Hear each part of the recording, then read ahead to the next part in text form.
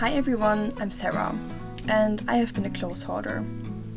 After a, let's call it spring cleanup in my place last year, I felt very stuck with my stuff and also emotionally stuck with my life in general.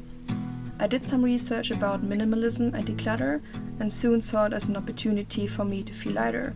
So I decided to look where that path might take me. In this video, I'm going to show you my declutter process, aka way to minimalism, as well as my struggles and tips and tricks for you to get started. Most of us have heard about minimalism and declutter before. Getting rid of what you don't need and make space in the place you live and in your mind as well. Not for buying new things, but for keeping it more minimalistic or less decluttered afterwards. To make us feel relieved and more in touch with what is really necessary or what we really love and want. For most of us, the thought of decluttering our whole belongings is rather scary or associated with a lot of work, or both, just like me at the beginning. When I started my declutter journey, it was just about decluttering a bit really. Just getting rid of a few clothes, decluttering the basement a bit, getting rid of the boxes I didn't open for years. I never imagined it would be like a snowball so fast, and I never imagined the outcome or how it would make me feel and grow, and how drastic my life would change afterwards. All in all, you might divide my declutter process into two parts. In part 1, I decluttered without setting specific goals to it. I just did it from time to time when it felt right to me. In part 2, I decided to move the process next level. But first, let's start with part 1, the beginning of my declutter process. I started with my clothes. I went through my, at the time, around 500 pieces of clothes, not counting things like underwear, socks, beachwear, jackets or hats. In my fully filled 2 meters high and 3 meters long wardrobe. When I decluttered them first time, I decluttered about 180 pieces of clothes. After a few weeks, I felt like decluttering even more clothes. Okay, so this is my wardrobe, and I also did have clothes in my basement. It's getting easier from time to time. At first you just give away 10 pieces and think that's it, and after 200 it's not that big of a deal, but still big of a deal, as you will see. Okay, let's see what we got here. This is where we're gonna start.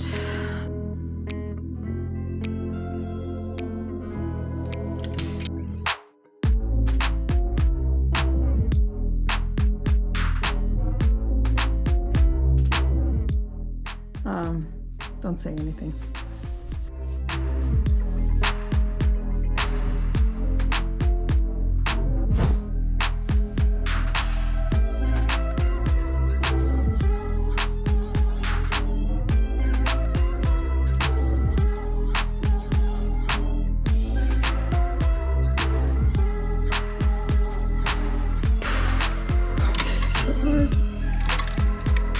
This is not who I am right now. I think I'm gonna give away those two. Now we go to shoes. Okay, so I'm really thinking about giving away all of my unnecessary and unused shoes.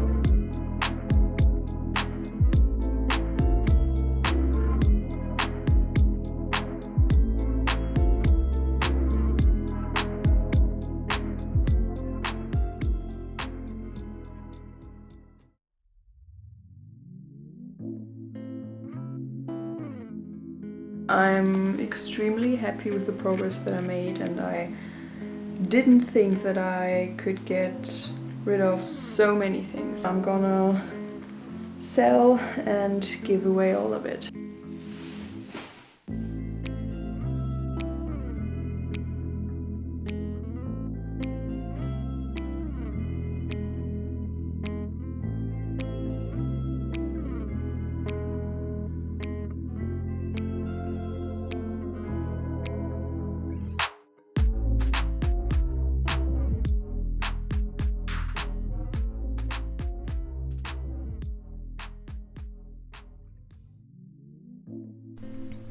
After every declutter attack that I had during these many weeks of documenting part 1, I always felt like this is it. I can't declutter more at this point.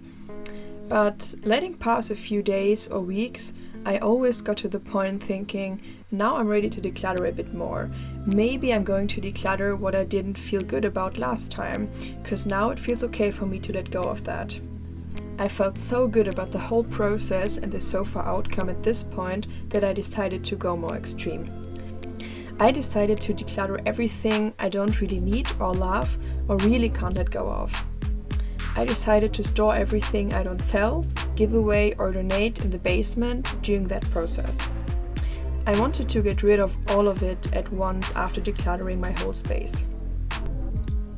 Clothes were the least easy part for me to let go of. I'm going to talk about that later, but everything else became rather easy at this point. While showing you part 2 of my declutter journey, aka Way to Minimalism, I want to talk with you about my tips, struggles and benefits of this whole process. Let's start with what to do with the decluttered stuff. So, you have a few options. First, you can give stuff to friends and family. This will take rather much time in my experience, but for the things that are useful to them, you know it's going to be in good hands. You can, of course, also sell things online or on a local market. Or give things away for free on an online marketplace or local market. You might not even have to move bigger things outside with this method.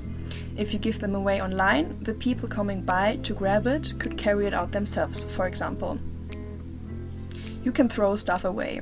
Please only do that with things that really no one can use or recycle anymore. Clothes with holes, for example, can still be recycled in a closed container. They are actually used to make towels out of them. Intact clothes put in a container like this are shipped to third-person countries usually, though this method harms the clothes markets in those countries.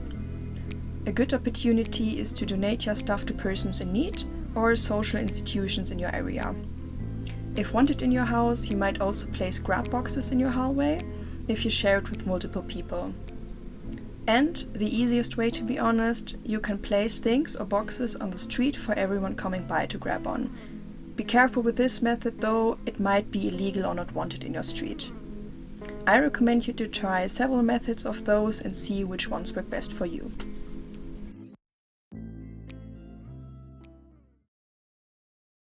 Now let's dig into the tips and tricks for your declutter process. The first tip I want to give you, organize your process. I recommend you to declutter in categories: clothes, basement, kitchen, books, board games, workspace, etc. Start with one category you want to declutter instead of randomly decluttering here and there. This will help you make your progress much more visible as well. Second, work with your mental boundaries.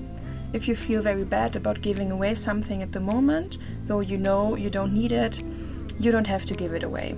I recommend you to reflect yourself a lot though. Why do I want to keep that? Why is it so hard for me to let go?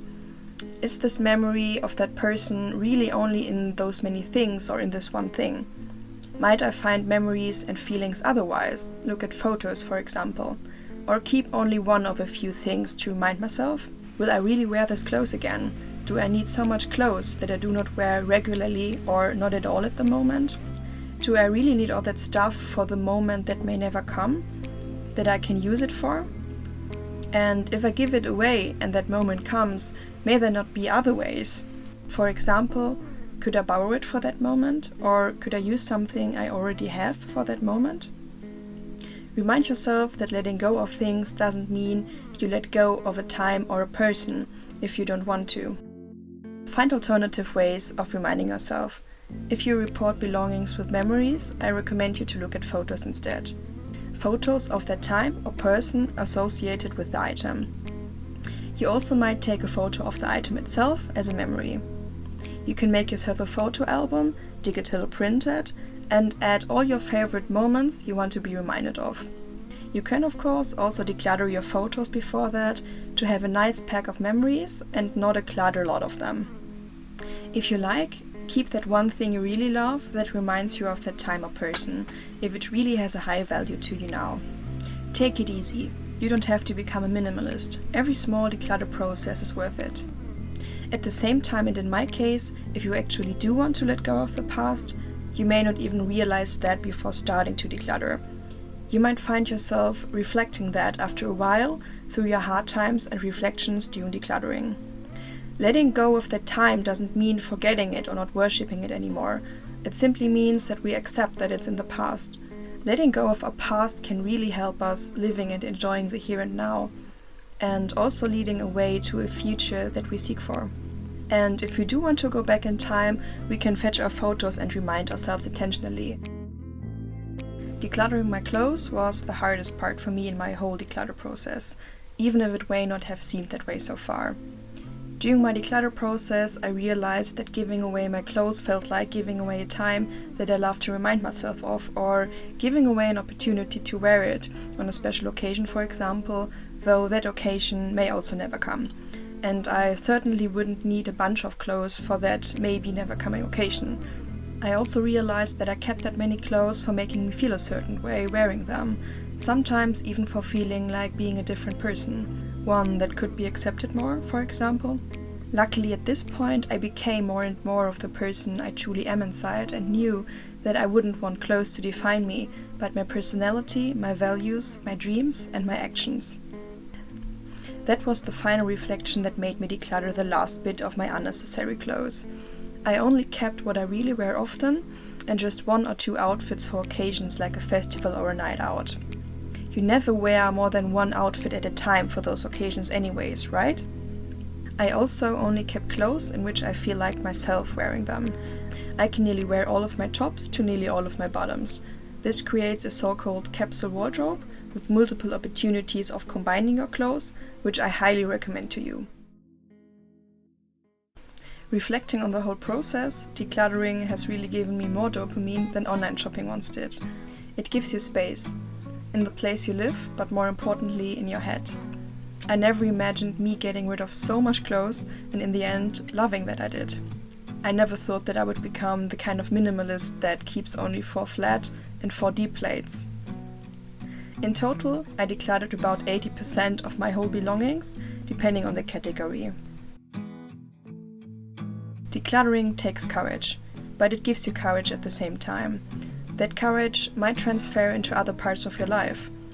If we only have what we really want and love, we feel strong, we feel focused.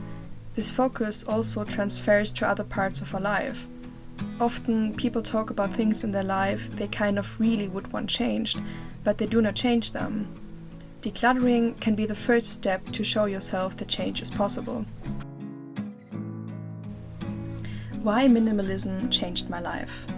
In our modern society, we are raised to earn money and reward ourselves for our hard work. We like owning new things. Things that make us feel happy and excited for a while. And when that time is over, we find new good reasons to own other stuff, mostly because we really think that we might need it or want it. Mostly not realizing that most of it will become close to useless to us in the future. We keep all that stuff because we might need it again someday, or to remind us of something that could be reminded otherwise also, or simply because we don't want to let go of what we work for so hard. For me, letting go of that capitalism circle made me so free. I feel lighter, more in touch with the belongings that I still have, much more grateful in general. I feel much more in touch with my true self and what really makes me happy in the long term. During the very end of my declutter process, I decided to change my life big scale. I decided to move out of my flat to live by the forest, which always was my dream. I wrote the resignation, I hope this is the right word for it, and sent it away. Even though at that point I had no concrete plan besides getting out of town and into a small space. And that is exactly what I needed. I wanted to let go of the fear of not being prepared in total for every situation to come. I didn't want fear to take over and be the number one controller of my actions. I wanted to focus on the trust in myself that I would find a way, that I would find a good place for me to live. How that worked out and how I live right now, I will show you in my next videos. For now, I hope you feel inspired a bit yourself, or at least enjoyed watching this video. I wish you all a good day or a night. See you again soon. Bye!